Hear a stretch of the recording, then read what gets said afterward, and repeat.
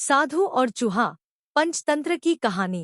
महिलरोप्यम नामक एक दक्षिणी शहर के पास भगवान शिव का एक मंदिर था। वहाँ एक पवित्र ऋषि रहते थे और मंदिर की देखभाल करते थे। वे भिक्षा के लिए शहर में हर रोज जाते थे और भोजन के लिए शाम को वापस आते थे। वे अपनी आवश्यकता से अधिक एकत्र कर लेते थे और बाकी का बर्तन में डालकर गरीब मजदूरों में बांट देते थे, जो बदले में मंदिर की सफाई करते थे और उसे सजावट का काम किया करते थे। उसी आश्रम में एक चूहा भी अपने बिल में रहता था और हर रोज कटोरे में से कुछ न कुछ भोजन चुरा लेता था। जब साधु को एहसास हुआ कि एक चूहा भोजन चोरी करता है तो उन्होंने इसे रोकने के लिए सभी तरह की कोशिशें की। उन्होंने कटोरे को काफी ऊंचाई पर रखा ताकि चूहा वहां तक पहुंच न सके, और यहाँ तक कि एक छड़ी के साथ चूहे को मार भगाने की भी कोशिश की, लेकिन चूहा किसी भी तरह कटोरे तक पहुँचने का रास्ता ढूंढ लेता और कुछ भोजन चुरा लेता था। एक दिन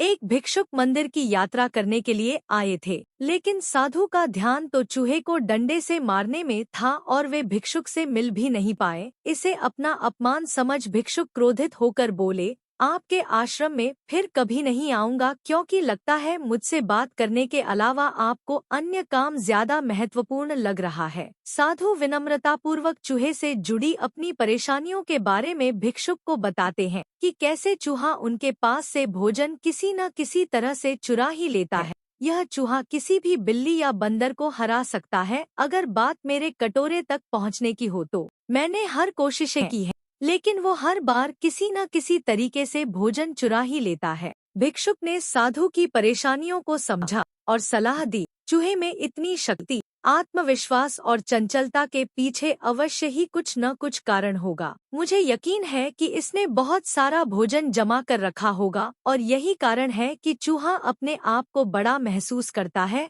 और इसी से उसे ऊंचा कूदने की शक्ति मिलती है। चूहा जानता है कि उसके पास कुछ खोने के लिए नहीं है, इसलिए वो डरता नहीं है। इस प्रकार साधु और भिक्षुक निष्कर्ष निकालते हैं कि अगर वे चूहे के बिल तक पहुंचने में सफल होते हैं तो वे चूहे के भोजन के भंडार तक पहुंचने में सक्षम हो जाएंगे।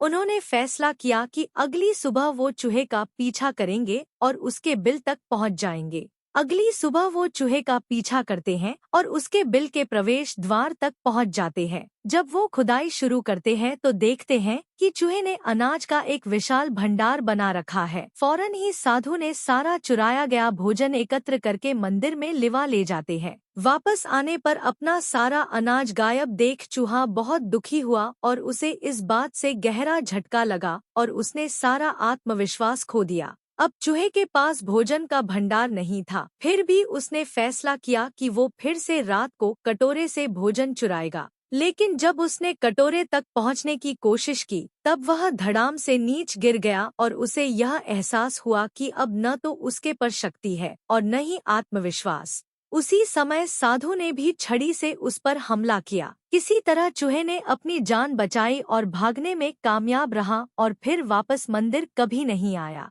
यदि हमारे पास भी संसाधनों की कमी न हो तो हम में भी अद्भुत शक्तियाँ और आत्मविश्वास की कमी कभी नहीं आ सकती।